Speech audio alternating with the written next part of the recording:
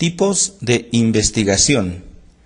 Existen diversas propuestas para clasificar la investigación, pero solamente serán útiles aquellas que cumplan con las condiciones de exhaustivo y excluyente. En este sentido, solamente 4 pueden considerarse operativas. Según la intervención del investigador, los estudios serán con intervención, llamados experimentales, o sin intervención, denominados observacionales.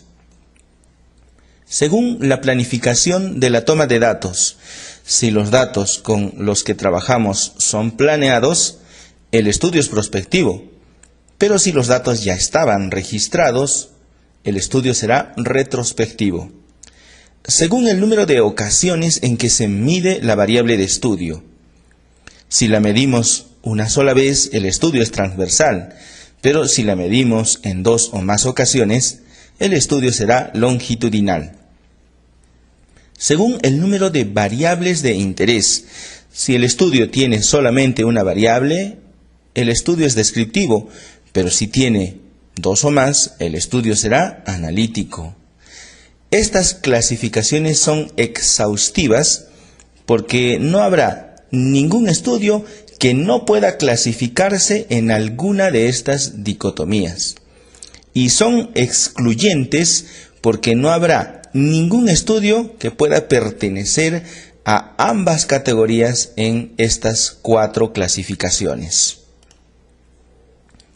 1. Según la intervención del investigador.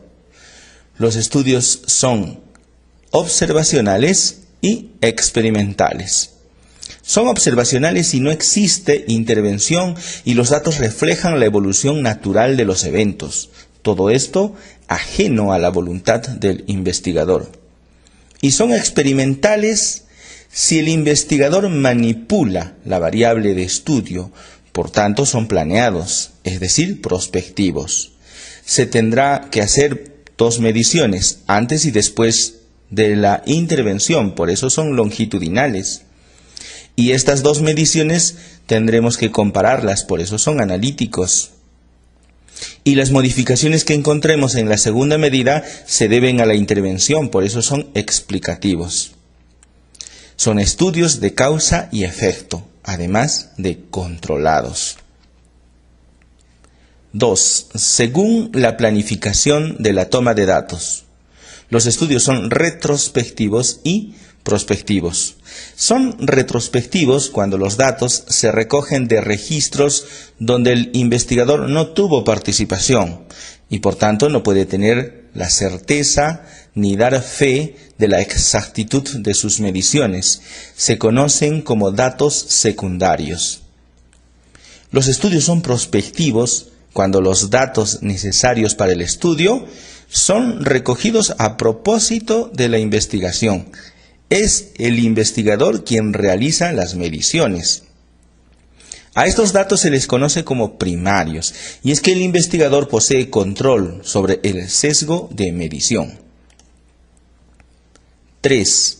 Según el número de ocasiones en que se mide la variable de estudio, los estudios son transversales y longitudinales. Son transversales si todas las variables son medidas en una sola ocasión. Por eso, si realizamos comparaciones, se tratan de muestras independientes o grupos paralelos.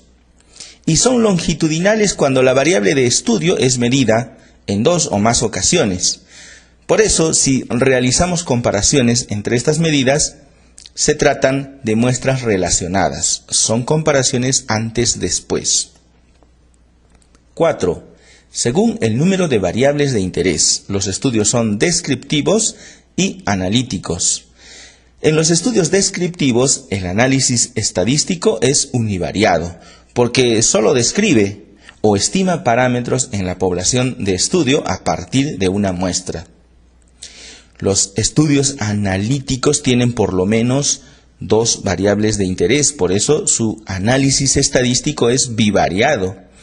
Estos estudios plantean y ponen a prueba hipótesis. Evidentemente, su nivel más básico establece la asociación entre los factores.